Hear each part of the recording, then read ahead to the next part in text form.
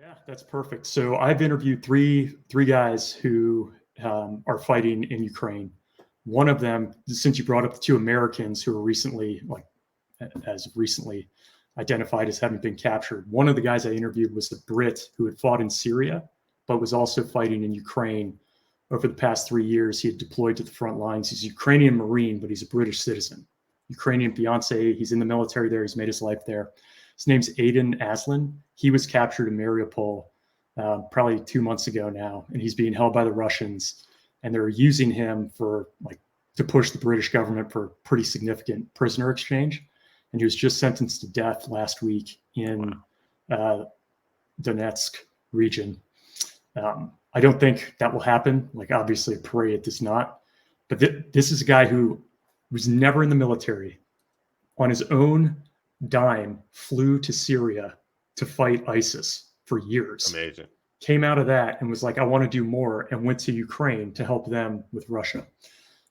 So he's being treated as a mercenary when he's clearly Ukrainian military. But we had interviewed him a month or so before he deployed. Wow. And as we were wrapping up, he's like, hey, when I come back, you should interview me again. I'll tell you what it was like. And now he's sitting in a Russian prison. So something I check every day. And so these two Americans who are over there, I'm thinking about them all the time. Wow, that's incredible. So who was that person? If people want to listen to that episode, Aiden Aslin. So it's Aiden Aslin. Yeah, I'm sure people want to hear that. Great guy. Especially to hear guy. the inside story, because I think so many people feel like with what's going on right now that they're just getting one side of things from the mainstream media. There's, of course, the propaganda from the other side. And I think people like to hear directly from those in the fight. You can just hear, this is the same kind of person that Jack was and is, and Tonto. The guy just wanted to help people.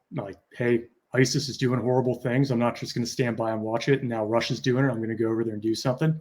So you can't help but just like this person and think God, that guy's got some serious backbone to go over there and do that.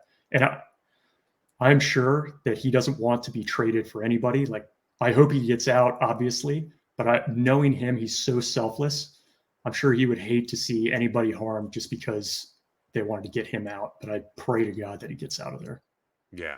Wow, that's amazing. So people do need to check out War.